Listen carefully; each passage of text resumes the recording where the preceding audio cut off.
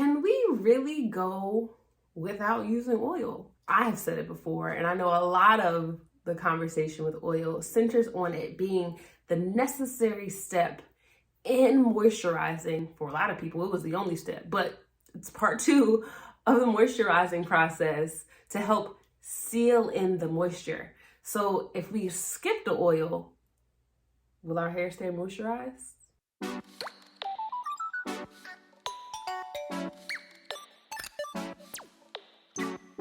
Peace family, welcome back to my channel. I definitely want to invite you to subscribe and or become a member of the channel.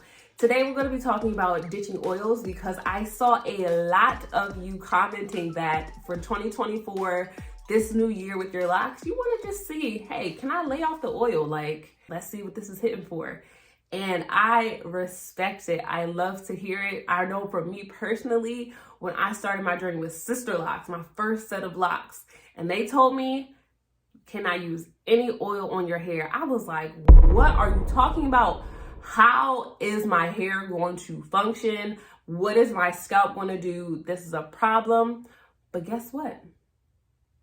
I survived. My hair was still looking good. My scalp was fine after a while. And so I just wanted to share with you some things to consider as you are ditching the oil in 2024. So I'm gonna just go ahead and put it out there. I'm a super hair nerd. I like to geek out on all things body autonomy, body anatomy, all things hair, scalp, all the things. As a cosmetology science graduate, I love it, okay? And one of the things I think a lot of us forget, because we already know this, but I think we forget it, is that your scalp produces its own oil when you're in good health. You know, there is, of course, some folks that may have some health imbalances that may impact this, but for the most part, your scalp should, or can, I'll say can, produce its own oil. It's called sebum, and it comes out of your sebaceous glands. Well, guess what? If you put oil on your scalp regularly, and especially those oils that they say, oh, this oil mimics the natural lubricancy and feeling of your sebaceous glands. Use this oil. Well, if you use a lot of that on your scalp, guess what it tells your scalp? It says, hey girl, or hey guy, or hey you, you don't need any more oil. Don't produce it. Like, forget about it. It's already there. And so it impacts your sebaceous glands and they don't function properly. So, and I had to learn, I feel like I learned this by fire when I had my Sister Locks, because I was using oil regularly, okay? You couldn't tell me my hair didn't need to be greased. It didn't need to be oiled, like all the time. It was greasy, okay? That was the baseline, greasy, all right?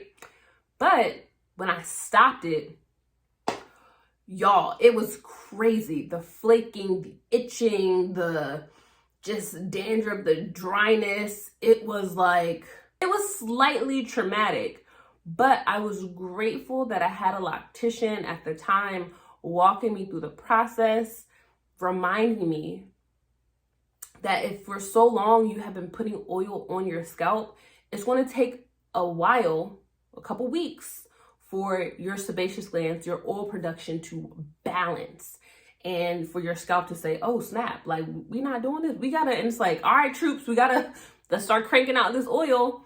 And so as you're considering ditching the oil or stopping putting oil on your scalp, which I recommend anyway, like, oil on your scalp in particular, I feel like it's out of hand. It's a bad habit we have. I believe that you should allow your sebaceous glands to do their job. Like, your scalp will feel better. You will see a better shine or sheen, shall I say, to your scalp and to your hair if it's naturally produced. I believe that. So it's going to take a minute. It's going to flake. It's going to itch. You got to just work through it. You know what they say? The only way out is through. Okay, so you just got to work through it. Let it happen.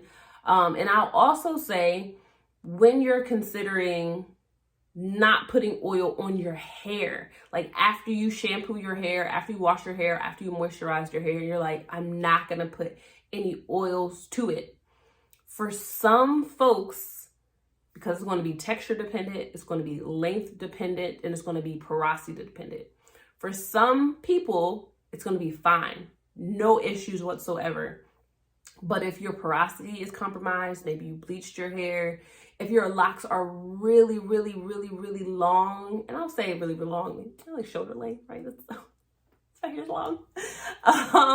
And or if you just have naturally tightly coiled hair, I'll be honest, a little oil is not going to hurt. It's going to be more helpful than harmful because the oil just helps to lubricate some of the hair strands that are older, that don't have as much protection as they would if they were closer to your scalp. You know, think about why our hair shrinks. Okay, our hair, we wet it, it dries, it shrinks. But with locks, we have the benefit of seeing our length. And because it's all the way down here, all that sebaceous oil it's not getting down here. The sebum's not getting down here. So a little bit of oil can help there, but it's not a requirement, okay? I will say that it's not a requirement. It just could be a little helpful. But the only way to find out is to give it a try, okay? So I 100% support you. Definitely make sure you join my digital community. The link is in the description if you need to ask questions. We have live Q&As here on the channel. So if you're going through this, maybe you're like, okay, I haven't had oil in a couple of months. I'm experiencing this, whatever. Become a member of the channel. You can ask your questions and we can walk through this together. All right. Hopefully this was helpful and just gave you some insight into what you can expect moving forward. Of course, if you have any other questions or if something was not mentioned that you've kind of been considering, definitely be sure to comment below this video or, stay tuned for our live chats by hitting that subscribe button. And as always, I'm wishing you peace, love, and goodbye.